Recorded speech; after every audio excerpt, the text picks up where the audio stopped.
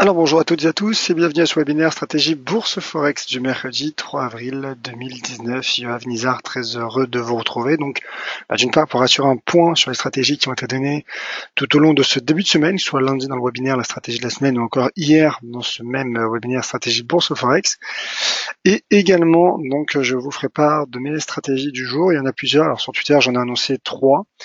Il y en aura peut-être quelques-unes en plus, donc on va revenir dessus dans un instant. D'abord, bien sûr, je laisse prendre connaissance de l'avertissement légal sur les risques, qui est un élément bien sûr très important. Le trading avec effet de levier amplifie toujours les gains et les pertes. Un compte risque limité présente un risque de perte du capital investi. L'investissement sur compte titre présente un risque de perte en capital. IG fournit exclusivement un service d'exécution d'ordre. Cette présentation est donnée à titre indicatif et ne saurait être considérée comme un conseil ou une recommandation. Voilà. Je vous laisse bien lire et prendre en compte ces informations, cet avertissement légal donc sur les risques. Et je vous rappelle bien sûr que vous disposez du chat pour réagir et me poser toutes vos questions. Et bonjour donc à Raymond, bonjour Alexandre, bonjour Charles. Et Raymond donc, qui réagit sur la stratégie de la semaine qui était donnée donc lundi sur l'euro-yen. Donc en effet, pour le moment, la stratégie prend forme. Alors j'en suis content, ma chère Raymond. Merci pour ce message, pour cet encouragement. On va revenir justement sur l'euro-yen, de manière un peu plus générale sur les paires en euros. Mais d'abord, je vais commencer par le dollar américain qui propose une configuration. Voilà, c'est vrai que j'attends depuis un moment et qui est en train donc de se tout simplement matérialiser, concrétiser. Donc voilà pour l'avertissement légal sur le risque. Je passe au graphique et il s'agit sur moi du graphique donc un peu central à surveiller aujourd'hui, même pour les prochaines séances. Je pense voilà, c'est le graphique de l'indice DXY qui est l'indice donc dollar qui prend en compte les paires majeures en dollars, pondéré majoritairement bien sûr du taux de change euro-dollar. Et il s'agit donc selon moi d'un risque baissier, stratégie baissière donc sur le dollar américain. Pourquoi? Alors vous pouvez peut-être le deviner en regardant ce graphique avec ses tracés, notamment celui-ci. Vous voyez cette résistance à 97,70. Le cours se replie sous cette résistance. Alors c'est vrai qu'il ne l'a pas encore atteint. Pour le moment, donc il recule. Alors c'est vrai que le lundi, je crois que c'était lundi, en tout cas en début de semaine, j'ai évoqué le fait qu'il y ait un 2J ici du dollar américain. Malgré cela, le cours a enchaîné avec une autre séance de hausse donc en début de semaine. Mais hier, voilà, le cours qui s'est replié, qui a retourné, d'ailleurs qui a subi un retournement en intraday, comme le montre cette mèche haute. Et comme voilà, vous l'avez peut-être constaté, mais il s'agit d'une bougie qui ressemble très fortement, voilà, je pense qu'il s'agit d'une shooting star, tout simplement. Shooting star, c'est vrai que généralement, bon, la shooting star est un peu plus longue, mais en tout cas, il s'agit, selon moi, d'une étoile filante, en tout cas une bougie qui est très proche de l'étoile filante, qui est une bougie de retournement à la baisse, et qui prend forme sous cette résistance majeure. Donc en effet, mon opinion à court terme est baissière sur le dollar américain. C'est vrai que j'ai tenté un peu de vous alerter sur cette stratégie baissière, que ce soit sur Twitter ou encore à l'intérieur des articles que j'ai publiés sur le site daillyfx.fr dans la matinée. Donc en tout cas, en raison de cette configuration, ma stratégie est baissière sur le dollar américain à court terme. Donc je pense en effet que le cours du DXY pourrait retomber dans un premier temps sur 96,50 et éventuellement donc sur ce seuil à 96 points. Donc voilà, une chose qui est sûre, c'est que cette stratégie, en tout cas ce scénario serait écarté en cas de franchissement des 97,66, auquel cas s'il y a franchissement, s'il y a breakout, là clairement le dollar américain pourrait être propulsé vers, en tout cas relancer sa tendance haussière. Et pour le moment, le cours reste couvert par cette résistance et le cours qui subit un repli suite donc à cette petite shooting star, ou en tout cas bougie qui ressemble à l'étoile filante en données journalières. Donc maintenant que j'ai donné cette première stratégie sur le dollar américain, en tout cas ce premier point de vue de marché, je dirais sur première opinion sur le dollar, bien sûr que cela va m'aider à dégager d'autres stratégies, notamment sur le taux de change Euro-dollar cette fois-ci. Alors, je vais débuter avec ce graphique hebdomadaire. Je passerai ensuite au graphique à 4 heures, mais d'abord, voilà, je vais juste m'arrêter sur ce graphique hebdomadaire. C'est ce que je tente, en effet, d'expliquer depuis quelques séances. Même si, en effet, ça met un peu de temps avant de se réaliser. Et encore une fois, pour le moment, il ne s'agit que d'un simple rebond technique. Mais ce que je dis depuis quelques séances, c'est vrai que l'euro-dollar évolue dans une tendance baissière à court terme. Voilà, il y a rien à dire. Je pense que depuis le lendemain de la réunion de la Fed, le cours du dollar américain s'est renforcé, donc l'euro-dollar est mis sous pression. Mais malgré cela, finalement, euh, d'ailleurs je précise que la réunion de la Fed était accommodante, donc de manière assez étrange, le dollar américain s'est renforcé, malgré une révision à la baisse du PIB et un indice PCE, un indice inflationniste PCE décevant, qui a été publié vendredi.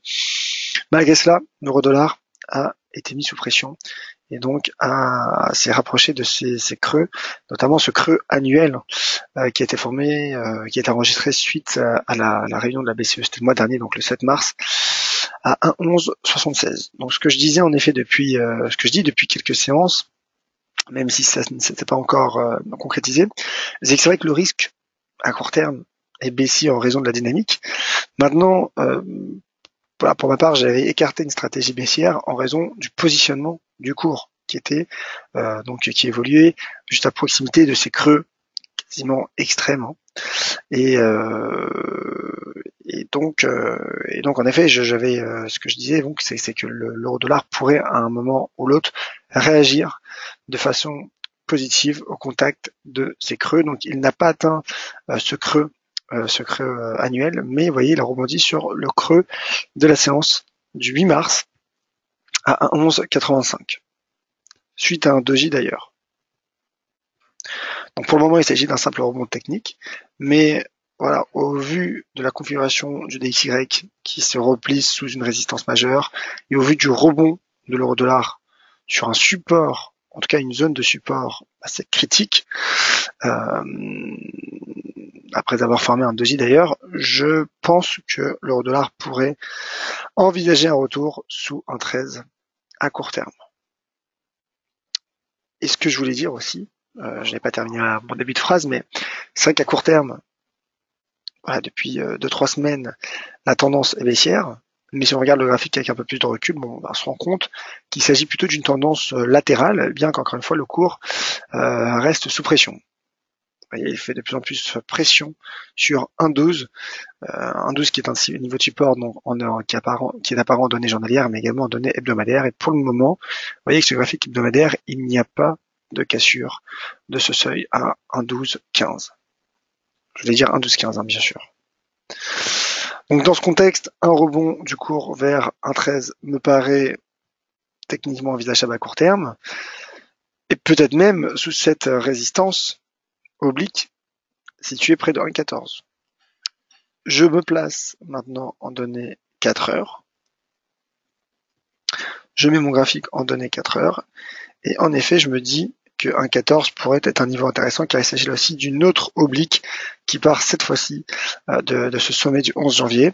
Donc bien sûr qu'il reste encore du chemin à parcourir pour l'euro-dollar, d'autant plus que lorsqu'on regarde ce graphique 4 heures, moi je constate quelques niveaux de résistance intermédiaires. Donc voilà, je pense qu'il est peut-être encore un peu trop tôt pour envisager un retour sur 1,14, mais je me dis en effet que l'euro-dollar pourrait poursuivre sa progression vers 1,13, donc qui est le seuil assez symbolique en données journalières, un seuil technique en données journalières, et donc 1,1334 en données 4 heures, ancien support, avec qui couvre notamment ce sommet du 25 mars, et là aussi un cas de franchissement, un retour sous 1,14 me paraîtrait donc envisageable sur le cours de l'euro-dollar. En tout cas, en termes de timing, je pense que c'est un moment intéressant pour dégager une telle stratégie, bien que le cours se soit un petit peu écarté, mais le rebond a enfin pris forme sur ces points bas annuels. Voilà, donc ça c'était pour l'euro-dollar. Je vais passer à l'euro-yen maintenant. En effet, comme l'a rappelé Raymond, l'euro-yen remonte. En effet, le cours donc sera en effet qui aura sera parvenu à rebondir sur cette zone de support entre 124,23 et 123,70 yens. Le cours qui a formé là aussi un petit marteau voyant données journalières, un peu comme on l'avait eu lors de la séance du 8 mars. Donc voilà, pour le moment, le scénario prend forme. C'est l'euro qui remonte, en effet. Je pense que l'euro, je vais me mettre sur le graphique XY simplement pour montrer finalement la symétrie entre ce repli du dollar sous résistance et le rebond de l'euro sur support. Ouais, c'est vrai que c'est un niveau de support, une zone de support qui est mise sous pression, mais l'euro tente de rebondir et de s'appuyer sur ces niveaux un peu extrêmes, entre guillemets. Donc je maintiens ma stratégie haussière pour l'euro-yen. C'est clair que si je n'avais pas donné de stratégie en début de semaine, là j'aurais été neutre puisque le cours en effet se situe au beau milieu d'une résistance et de sa zone de support. Donc pour le moment je maintiens ma stratégie qui est donc qui cherche donc à viser un retour sous cette droite de tendance baissière située près des 126,50.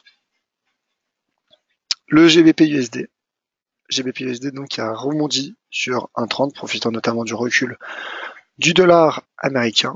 Donc là neutre car le cours là pour le coup le cours est positionné entre résistance et support. Prochaine zone de résistance, où je pense que vous la connaissez parce que c'est un moment où j'en parle notamment que ce soit en webinaire ou sur Twitter, entre 1,3318 et 1,3350. Donc là aussi je pense qu'à ce stade, ce qui relancerait le potentiel haussier du GBP-USD, ce serait un franchissement de cette zone, auquel cas un retour sous 1,3460 et 1,3610 me paraîtrait envisageable à court terme pour le GBP-USD. L'euro-GBP, c'est vrai qu'on parle beaucoup du GBP avec notamment le Brexit, le dossier Brexit. L'euro-GBP, donc que voici, le cours qui continue d'évoluer à proximité, vous voyez, de ce support assez majeur, ce seuil à 0,85. Alors là, en effet, en données 4 heures, il ne s'agit pas d'un avalement haussier, mais presque. Il ne s'agit pas non plus d'une piercing line, une ligne pénétrante. Mais voilà, c'est un peu un mélange des deux, j'ai l'impression. Peut-être une ligne pénétrante. En tout cas, ce rebond sur support, sur ce seuil à 0,85, pourrait relancer le cours de l'euro GBP à court terme. La tendance à court moyen terme est latérale. Et vous voyez donc le cours qui, comme on montre sur ce graphique journalier, qui est en train de rebondir. Et pour le moment, il s'agit d'un marteau, mais qui n'est pas encore validé puisque la bougie en cours n'est pas encore clôturée. Mais on se rappelle, la semaine dernière, le cours a également formé un marteau qui lui a produit ses effets. Bon, je me dis en effet qu'un retour de l'euro GBP sous cette droite de tendance, donc proche des 0,8650, me paraît techniquement envisageable. Là aussi, en termes de timing, on est proche des 0,85, une cassure des 0,85 pourrait interrompre pourrait invalider du moins ce scénario et donc enfoncer le taux de change euro-GBP. Un mot sur l'euro franc suisse, l'euro CHF qui rebondit lui aussi.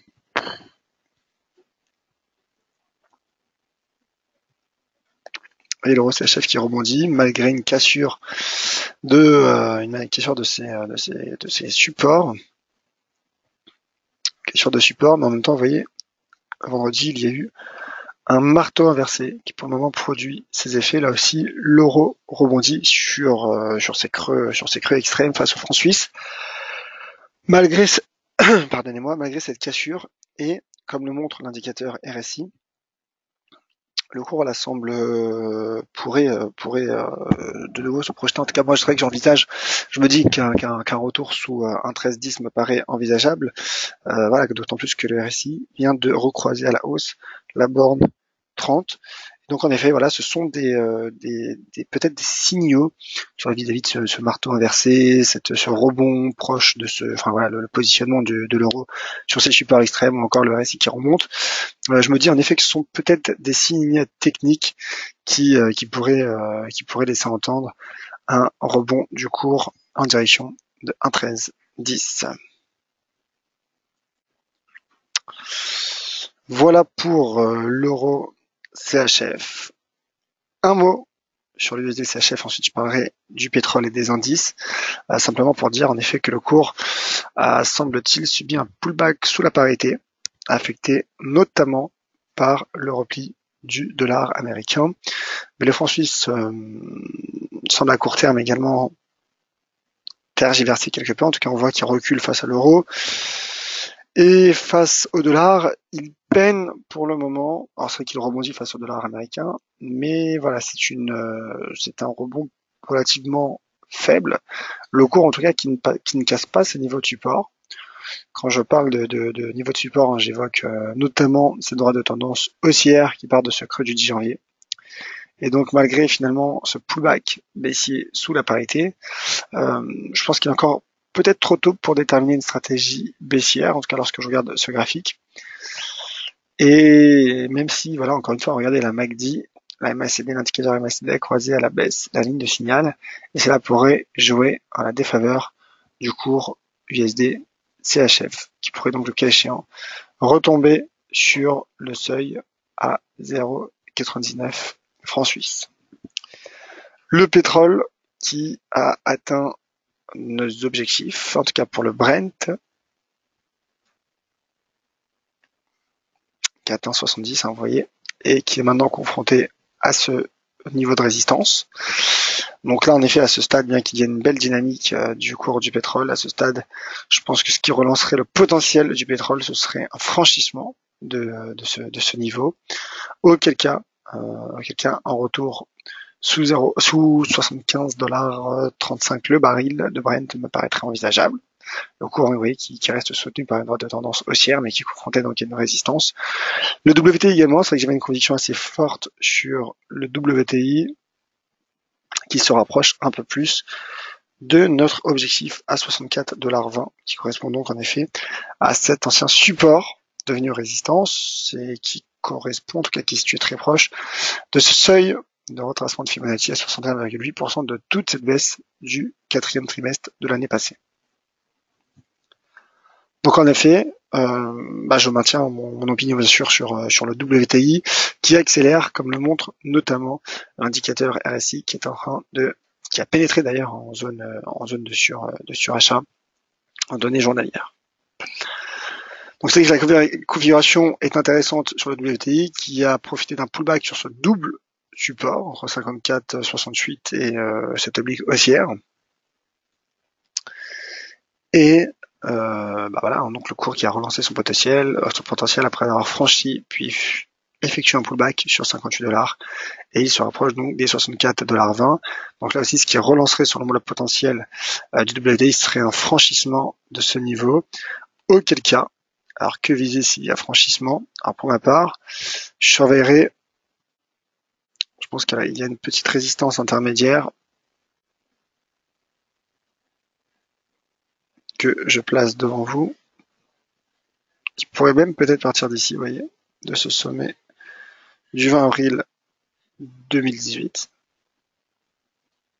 Alors, je tentais de l'ajuster au mieux. Voilà, là, cette fois-ci, je pense que je le tiens. Donc, en cas de franchissement des 64,20, on n'en est pas encore, hein, puisque le cours n'a pas encore atteint ce niveau. Mais vous voyez, ce niveau technique, qui prend donc en compte tous ces sommets, correspond donc au seuil à 70 $ le baril. Donc, qui est également un seuil assez psychologique. Donc en effet, en cas de franchissement, 70 $ qui serait mon prochain objectif.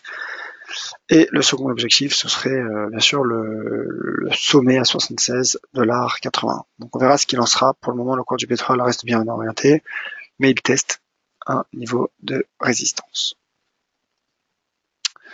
Les indices, enfin.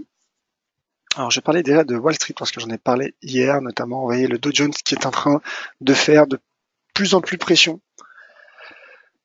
sur cette résistance assez majeure à 26 220 points. Donc là aussi, le cours qui est proche d'un breakout, le cas échéant. Un retour sous 26 952 points me paraîtrait envisageable. De même que le S&P 500, que voici.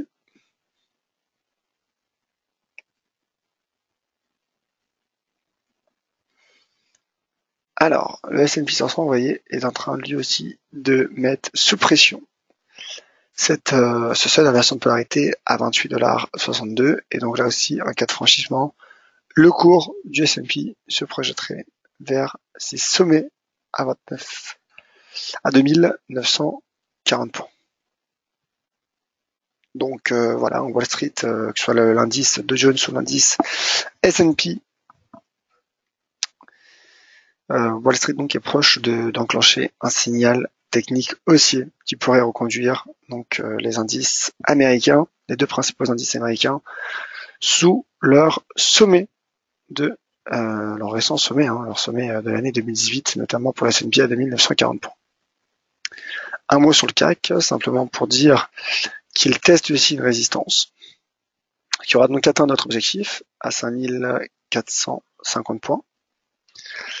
Et à ce stade, donc en effet, ce qui relancerait le cours, ce serait un franchissement de ce niveau et à court terme, un retour sur 5545 points peut être envisageable. Alors, un auditeur sur un de mes abonnés sur Twitter m'a indiqué qu'il y avait une petite divergence baissière entre prix et RSI. Alors, je n'ai pas eu le temps de lui répondre encore. Vous m'écoutez peut-être en webinaire, donc c'est pour ça que je me permets de relever la question, mais il ne s'agit pas selon moi d'une divergence, car vous voyez, pour qu'il y ait divergence, à partir du moment où le RSI passe sous 50, cela annule le système de divergence. Donc pour qu'il y ait divergence, il faut par exemple que ce soit deux sommets consécutifs, donc là en l'occurrence ça converge, mais on ne peut pas se baser sur un RSI qui est passé sous 50 pour dégager pour déterminer du moins une divergence. D'autant plus que la bougie en cours n'est pas encore clôturée, et donc rien ne dit que d'ici là le RSI ne va pas, par exemple, accélérer au-dessus de ce précédent sommet. Donc voilà un mot peut-être pour finir sur le DAX. Voilà, le DAX qui rebondit lui aussi et qui est en train de franchir 11 863 points. Donc là aussi, prochaine résistance se situe donc sur le mois 12 500 points avec peut-être une résistance intermédiaire qui correspond, vous voyez, à ces creux des 15 août et du mois de juin 2018 à 12 124 points. Et ben voilà. Voilà pour ce tour d'horizon et donc pour ces stratégies du jour. Alors je passe aux questions. Il y a beaucoup de questions et de commentaires, du moins quelques questions et commentaires. Alors Raymond.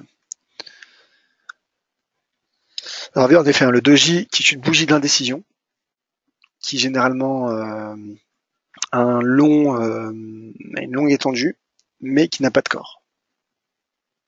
Shooting Star également, enfin c'est une bougie, donc c'est l'étoile filante, qui est une bougie de retournement à la baisse généralement. Alors concernant le WTI, vous êtes à la hausse sur cette stratégie. Bah écoutez, je suis content que ce soit bien passé. Alors le cours n'a pas encore atteint cette résistance, mais en tout cas bien sûr qu'il y a un risque de rejet technique, de repli technique sous cet ancien support qui est potentiellement un niveau de résistance. C'est pour ça que je dis qu'à ce stade, ce qui relancerait le potentiel haussier, selon moi, bien sûr, selon mon seul avis, du WTI, ce qui relancerait son potentiel, je pense que ce serait maintenant un breakout de cet ancien support devenu résistance.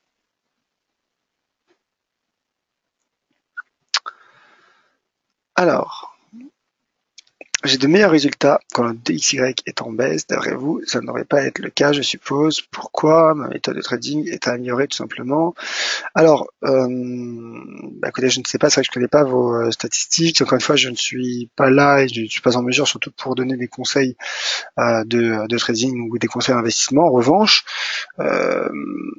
c'est vrai que lorsqu'il y a un repli sous une importante résistance, cela peut nous aider dans notre direction de marché. Alors après que ça se réalise ou non, mais au moins dans notre tête, on peut avoir un plan clair. Donc on va regarder, pour ma part, c'est vrai que j'ai donné des stratégies, des opinions de marché.